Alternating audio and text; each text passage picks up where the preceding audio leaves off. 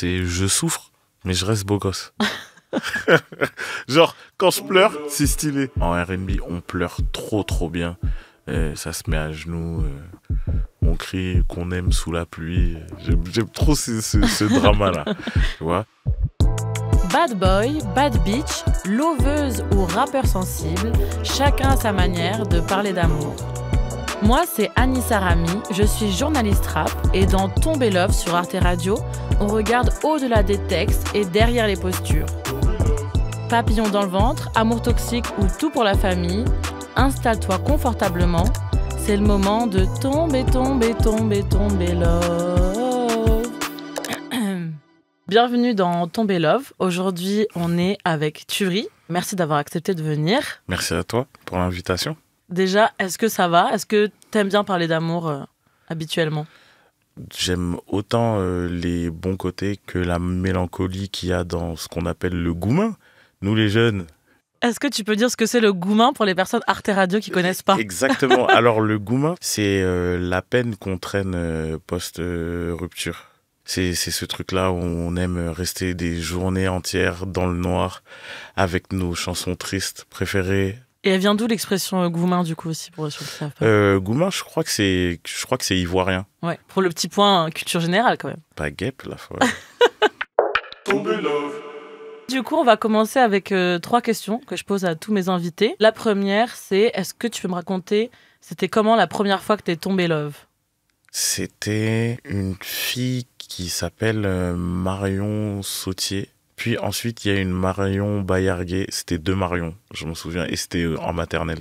Coup de foudre en même temps pour les deux, du coup? Non. non, j'étais pas encore dans ce game-là. mais je me souviens, c'était très vite mes deux premiers coups de cœur. Comment t'as su que tu les aimais à ce moment-là? Comme l'expression, les papillons dans le ventre. Je respirais plus fort, je savais pas ce qui se passait. L'impression de voir la fille au ralenti. C'est quoi ta chanson d'amour préférée?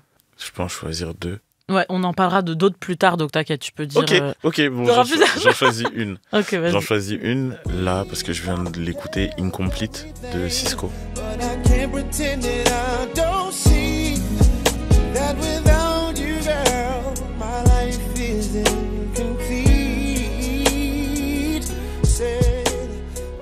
C'est un des thèmes récurrents dans le R&B, l'homme qui est dans la reconquête, et surtout un homme qui est dans la musique, et du coup qui a une vie assez speed, et qui finit par se rendre compte que l'amour de sa vie était beaucoup plus importante en fait que prévu, et il lui dit « Without you girl, my life is incomplete ». T'es parti, la moitié de moi voilà, me manque, c'est tout. Le premier je t'aime qui a compté pour toi? C'est celui de ma mère. Je sais que durant l'adolescence, j'ai pas le souvenir d'en avoir eu en pagaille, mais déjà dès l'enfance, ma mère mettait un point d'honneur à me faire comprendre qu'elle m'aimait de toutes ses forces. On va commencer l'interview après ces petites questions. Voilà, l'échauffement, c'est fini. C'est parti. On est là pour parler des Amants Terribles, ouais. Ton dernier et premier album, c'est ça. Ouais. Tu as fait 2 EP avant, Bleu Gospel et Papillon Monarque. Du coup, pour te présenter pour les personnes qui te connaissent pas, tu as grandi à Boulogne-Billancourt avec tes parents. Tu viens du Cameroun. Tu t'appelais Turi Balboa avant, le dur au grand cœur. Ouais, c'était ça. Tes projets, c'est beaucoup d'introspection et c'est... penser les plaies avec le sourire et avec beaucoup de second degré. J'aime à ce que l'auditeur ait l'impression d'être dans un parc d'attractions pour adultes. Ah, c'est des montagnes russes, là. Sacrée montagne russe, montagne camerounaise. On va parler des Amants Terribles.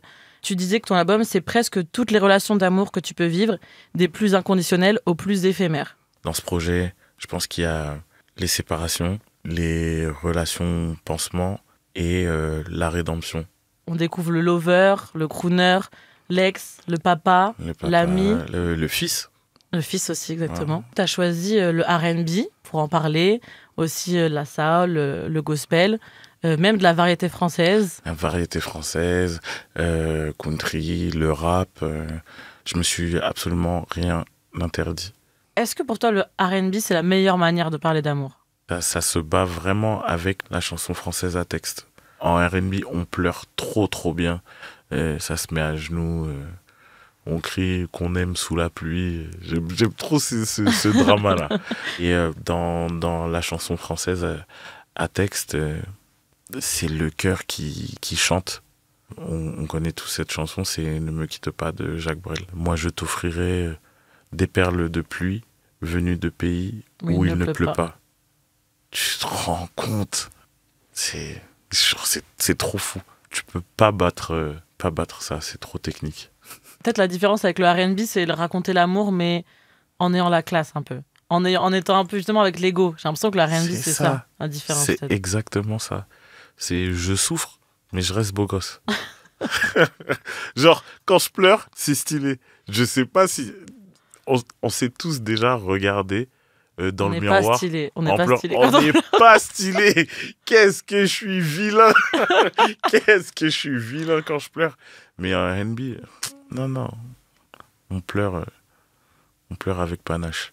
Le morceau Flop, pour le coup, c'est ce que tu fais, j'ai l'impression. En gros, je t'ai trompé, mais c'était juste une fois, c'est bon. Arrête de bouder. C'était qu'un bisou, ça va. Avec tout le toupet et toute l'audace du monde. T'aimerais bien qu'on te dise ça, toi, si tu te faisais tromper. Et voilà, je me fais taper sur les doigts, vous voyez. Toutes ces histoires alors que je n'ai déconné qu'une seule fois.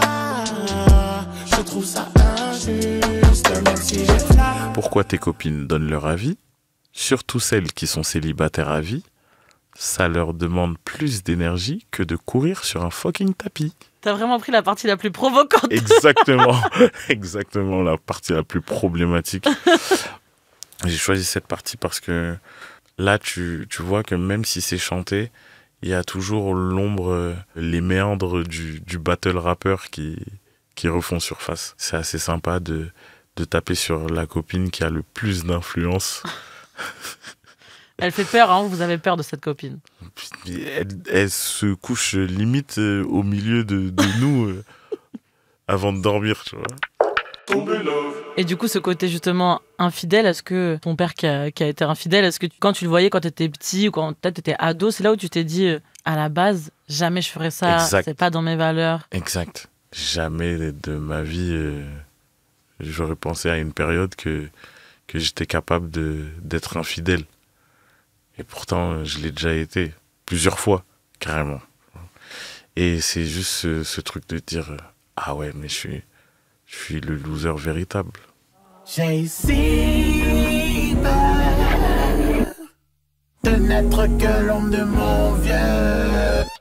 Si peur de mourir en faisant de mon mieux. Mon morceau préféré, c'est The Boring Song. Tu parles aussi vraiment, je trouve, le plus avec le cœur ouvert dans ce morceau. Je parle justement de mes premiers manquements, quand on n'a pas envie de ressembler à son daron et qu'il y a quand même des similitudes et qu'on essaye d'esquiver à tout bout de champ ces similitudes, ben on finit par reproduire certains schémas. Et c'est aussi un de mes plus gros aveux de faiblesse sur l'album. Cette phrase, j'ai si peur de n'être que l'ombre de mon vieux, ça me fait aussi penser du coup au morceau Tiroir bleu dans Bleu Gospel. Tu en parles ouvertement de violences conjugales de ton père. Daddy déconne à la maison, mais maman lui redonne une chance. J'ai 8 ans, maman peine à me faire comprendre qu'il n'est pas méchant. Elle crie qu'elle sait qu'il a des buts, mais des buts c'est quoi maman? Tu dis fuck un père, fuck l'amour. Comment elle résonne cette phrase pour toi aujourd'hui? J'ai fait un disque qui parle d'amour, encore une fois sous toutes ses coutures. Et là, du coup, je pense que l'amour est salvateur.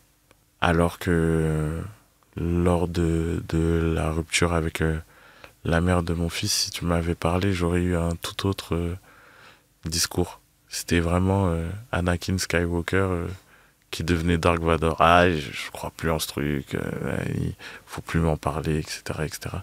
Mais non, je pense que c'est ce qui fait avancer. Et on a beau essayer d'esquiver, tout n'est qu'amour, j'ai l'impression. Pour revenir un peu sur sur ton père rapidement. Ce que tu as vécu, ça a aussi influencé tes relations amoureuses. Totalement. Mais aujourd'hui, je pense qu'à maturité, j'ai pas envie de tout mettre sur les manquements que j'ai eus avec mon père, et ou même le fait que j'ai vécu de très près ses erreurs, parce que j'ai compris aussi que c'était très très facile de jeter la pierre, et puis moi-même je fais des erreurs, j'en ferai certainement encore beaucoup, et voilà, je peux pas laisser endosser juste la faute à cet homme. T'es aussi papa maintenant. Je me demande aussi si toi, c'est aussi par rapport à ton fils que tu te dis j'ai pas envie de lui ressembler, et que c'est peut-être une pression aussi en plus. Par rapport à la parentalité, je crois que je suis plus cool. Sa mère, mais elle met toujours un point d'honneur à me rappeler que je suis un excellent père. J'aime bien l'entendre, j'aime bien y croire, j'aime bien quand ça vient de l'extérieur, quand on voit la relation que j'ai avec mon fils. Tu vois, par exemple, là je suis venu avec lui à l'émission, il est en train de jouer aux jeux vidéo. Il est en train de manger des petits bonbons là-bas. etc. À un moment, j'ai eu peur de répéter les schémas les plus graves, justement. Mais par contre, ce que j'ai fait pour dodge les autres côtés, c'est que j'ai eu plusieurs conversations. Donc, des conversations avec ton père, tu disais, du coup? Ouais, okay. Donc on a renoué le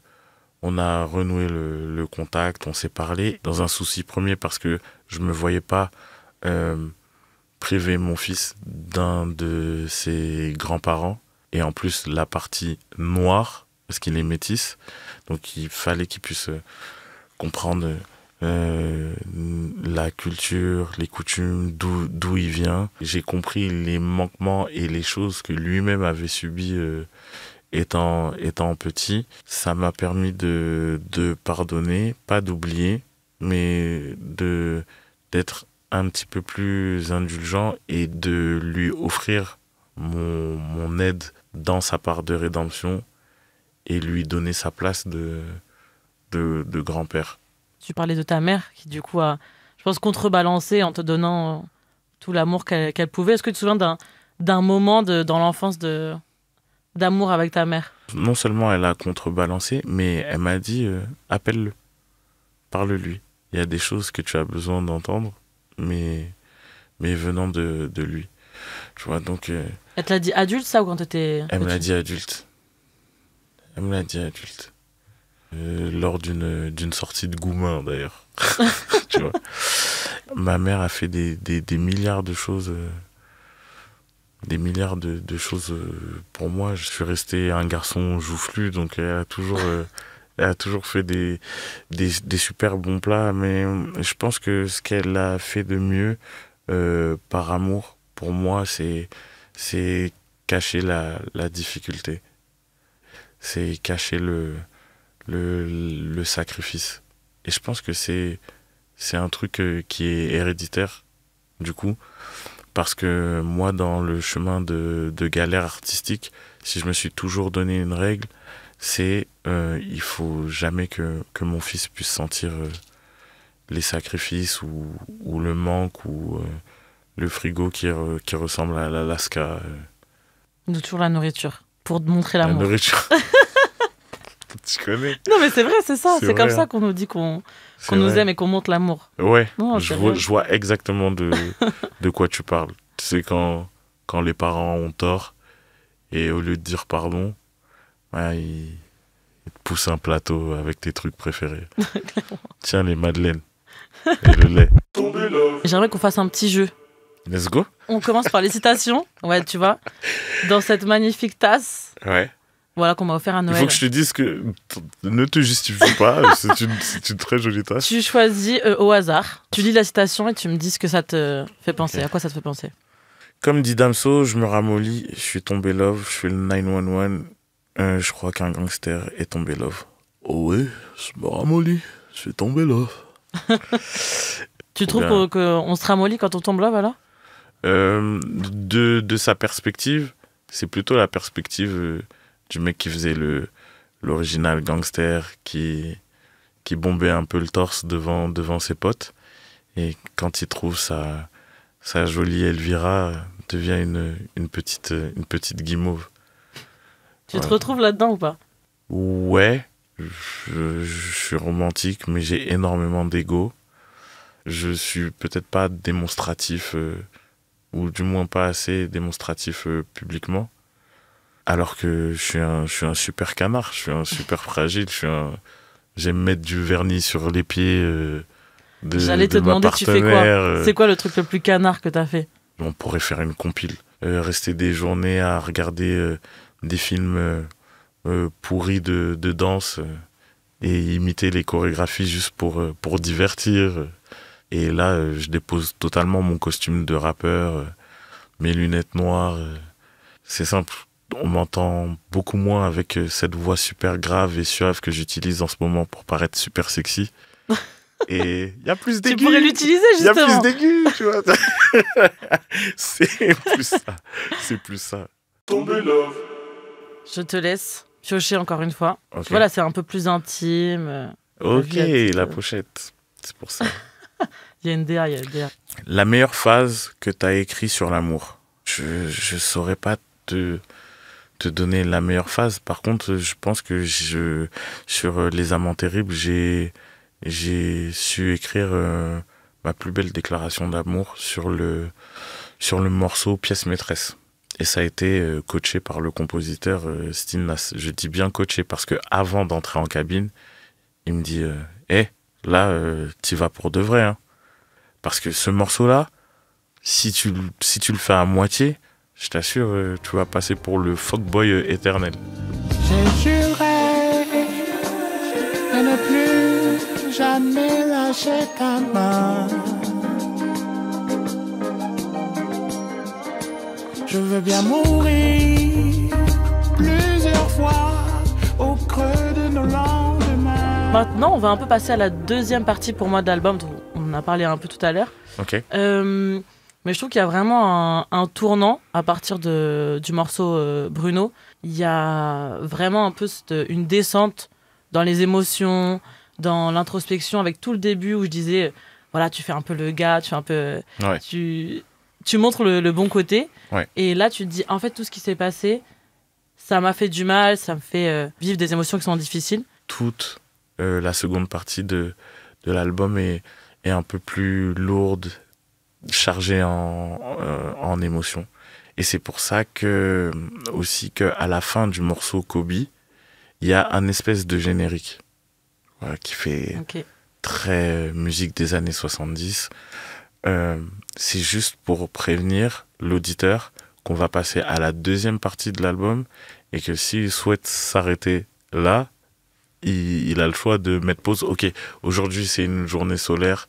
Dès que ce truc retentit, je sais qu'on va passer à Bruno. J'ai écouté l'album 20-30 fois pour faire cette interview. Ouais. Mais le morceau Bruno, je pense que je l'ai pu l'écouter que 2 fois. C'est un morceau du coup où tu parles d'un ami à toi. Tu le décris en disant voilà, que tu vois des comportements problématiques et on comprend que c'est un violeur. Ça raconte du coup comment quelqu'un qu'on a fortement aimé peut se transformer en monstre et pourquoi il faut sortir un petit peu de ce déni-là. Tu t'adresses plus aux hommes à travers ce morceau, par exemple, tu as envie que ça serve de prise de conscience à eux aussi, pour le coup? Quand je l'ai fait, oui.